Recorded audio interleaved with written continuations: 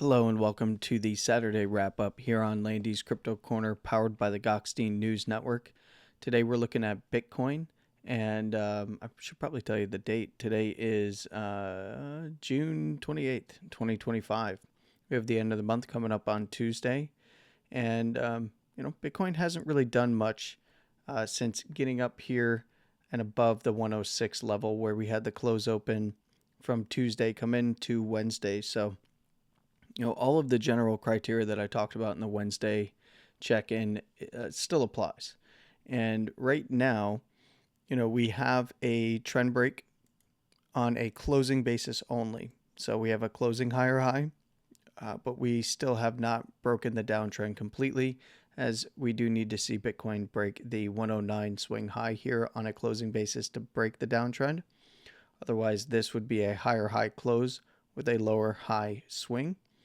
Now, that still would give me the bias to pay attention to this last lower low, close and swing, as it relates to a possible trend reversal setup for something like a higher low or equal low structure. But as it stands right now, Bitcoin's just going sideways on a big support level. So let's go ahead and actually turn on the support and resistance areas of interest real quick here. We've got the 106 level right there. We still have the basis band of the Bollinger Bands here slightly below there. So what I would say is, price can swing down below here. But if we start seeing closes below 106 and especially the basis band just below there, then I'm looking right back to that 104 region. Pretty much the same analysis as on Wednesday, because we do have the lower first there right on the macro fib extension, and of course that big daily high that came in from the 5th of December at 104. If we do start to see price closing below there, I would pay attention all the way down to the bottom side of this yellow zone, somewhere around the lower second standard deviation, and pay very close attention to the $101,000. Now, we did get a slight close outside of that, but you see that Bitcoin on this lower low close, while it did hit our downside area of interest right around $98,000, it closed back inside the swings here at that 100,377 and of course the 100,700. So, if we did start to see that area fall apart again, the swing lower low here is fair game right down to the point of control here, right around $96,000. And then I'd be looking to the top side of the candle. So essentially 98, where we did essentially meet target to 95, anywhere below there, and I'd be looking right back to this weekly higher low on a close at $93,500 or so. Bulls would want to hold up there. That's where this move originated after reclaiming the prior lows. So that's a big one if we did start to see price move down in that direction. But realistically, it's just kind of consolidation at the highs right now. So as long as Bitcoin is closing, I would say even above 104, the highs are more likely to be tested. And when I say that, I do mean, somewhere around the area of interest that I want to see broken here at 109. Bitcoin's got pretty much overhead resistance at 108 to 110 right now, and then it's 110 to 112 up here at the all-time high. Anywhere above there, we would now see, Bitcoin above the upper second standard deviation on the daily. That would kick off expansion towards that high. And any closes above it would kick off daily expansion from there. So, the bulls are in a good position right now. It is a weekend. We have seen, of course, some moves happen over the weekend. And realistically, I'm not too concerned about it. This is the Sunday candle that's open. I'm recording this on Saturday. So we'll see kind of how the week closes. And that's actually the next thing that we should go look at. And that's going to be, we can get rid of the support and resistance areas of interest here. We might even come back to the daily and look at a little bit more context, but realistically on the weekly, what the bulls want to see after putting in the closing higher high as of last week's candle, what the bulls would like to see and be more preferable for them is a close above that 109, because we would go right from a higher high trend break on a closing basis to a higher low if we were to see closes above 109. So if we do see that in the Saturday candle, this would be a trend break to trend reversal setup, continuation or confirmation rather of that trend reversal setup. Trend reversal confirmation occurs above $112,000. And that's essentially where I'm looking, 112 to 115. Swings above 115 are just fine, but on a closing basis, that's kind of the main area of interest. Anywhere above there, I'm looking to, 120, 125 area by the upper third. And then, of course, we have the big macro fib level at the 1414 to 128 to 130. We also have the local retracement extension up there at also a 1414 at $128,000. And that is something that, I've shown pretty consistently. Having that kind of a confluence in that area, if we were to see like the daily start to break out on a closing basis, it is something on, longer term time frames like a weekly to pay attention to. Now, of course, we do have an intermediate level from the local fib pull on log scale here. We've got the just above 115. We've got the 1.168, so 16.8% above this retracement on an extension at 116.5 or so, or just above there. We have the 1272 or 27.2% above this retracement extension at right around 121. And now it actually does depend on the exchange, because this could be around 120 to 122. I would give it some room. This is the spot chart on Coinbase, so it's been very accurate. And I think it's far more accurate, but do chart whatever exchange you're trading. And then, of course, we've got that 1414 there. I'd say, $128,000 to $130,000. Of course, that would put price above the upper third standard deviation on a weekly time frame. That would kick off, some pretty aggressive weekly expansion, which would be occurring anyway on closes above, 115. That's kind of the criteria for kicking off another big leg on the weekly as it relates to some of the lower term time frames and maybe even some of the higher term. Now, on Monday, I will talk about some of the higher term timeframes, because we have the monthly, 2-month, 3-month, and 6-month close on Tuesday. So I'll be evaluating that as by the time I record on Monday, I'm recording after the daily close, which means that all of those other higher term timeframe closes will be in. Now let's go ahead and take a look at just a few alts to see where they are.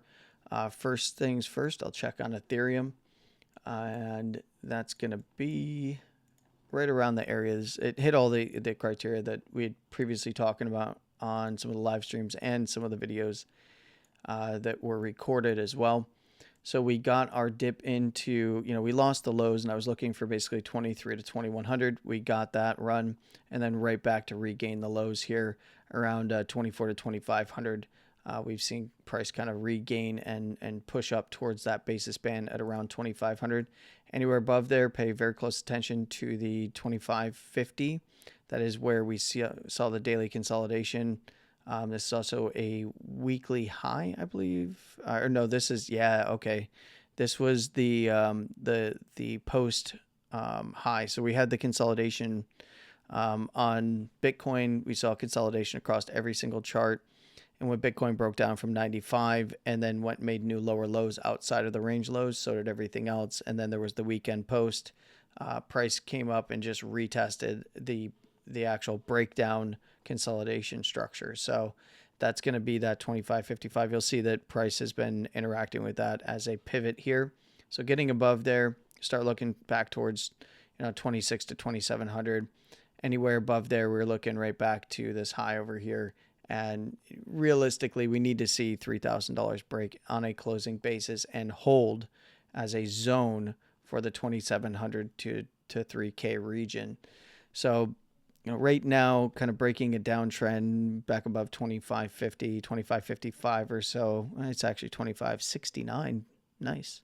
I would start to look for price to improve and start to actually, not look as bearish and start to head back up and test those areas. So obviously for Ethereum, counting on Bitcoin to start moving up in its US dollar pair, it should follow.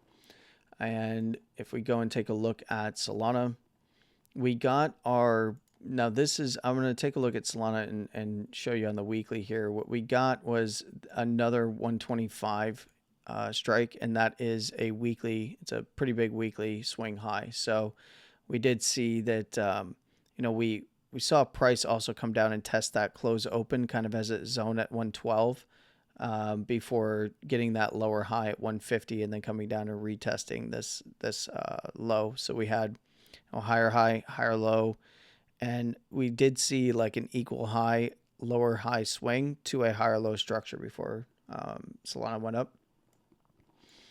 And in this case, we just need to see 125 hold up for Solana. Weekly, is a downtrend break. So you're looking for a higher low structure, preferable areas of interest. 160 would be the close that most would want to see. And there's some pretty big weekly and daily levels of interest right here. So right around this no man's zone. Excuse me. You want to see that regain. And we do have a bit of a trend break and trend reversal setup. So we just need to see continuation for Solana right now. We had the lower low, lower high, higher low, higher high. So we just need to see continuation either up to the 157 to 160 right here in kind of the no man's land. And then a reclaim of that area and then starting to get back above the 166, take out this high. But there is, obviously we just had a rejection from right around the 159, 160 area. Otherwise just needs to hold, you want to see 140 definitely, but needs to hold that 137 low and things would look all right. And let's just check on SWE really quick. SWE hit a major level at 234. I think we had marked this down, and I haven't looked at it in quite some time, as I've not been actively trading it outside of my short position that I had for a while. But I do have a pretty robust spot position. This is a daily downtrend. It breaks down, closes back above 290, but it needs to reclaim $3 to 340 right here. This is kind of the bigger zone on longer term time frames. That would start to look good to test further up to like 350, 360, and then test towards that $4 and above level. Nothing too crazy here. It's probably pretty beat up. Yeah, momentum's turned up. Weekly's probably still turned down though significantly. Yeah. So this is a lower high in the weekly, and just need to see $1.73 hold on the lows for the weekly. Otherwise, this is going to go into a longer form consolidation and some bearish outlook on structures. So it's already kind of in a bearish setup, but it's more consolidation until proven otherwise at this point. And we come back to it later. So that's about it. I would pay attention to the later in the Sunday candle. We will have CME open, and that's probably going to inform a little bit, but it's really about pre-market into market open in the US for the Monday session. So just keep your head on a swivel. Probably going to have some decisions being made and some adjustments right before the close. But realistically, it was Friday was the day for traditional markets. So, it's most of the positioning has already been done for the for not only the monthly close, but the quarterly and 6 months kind of stuff for some longer term time frames. So, just keep an eye out as we come into that Monday session open, and then I will be back with a video kind of recapping where things are on not just the daily. It will only be Bitcoin, but it's going to be daily, 2 month, 3 month, and 6 months. So and kind of give you my outlook on where I believe things might be headed, or at least where the areas of interest are. And I wish you a wonderful rest of your weekend and a wonderful morning, afternoon, and evening, no matter where you are in the world. Please trade safe. And of course, as always, stay safe. With all that being said, Landy out. Take care.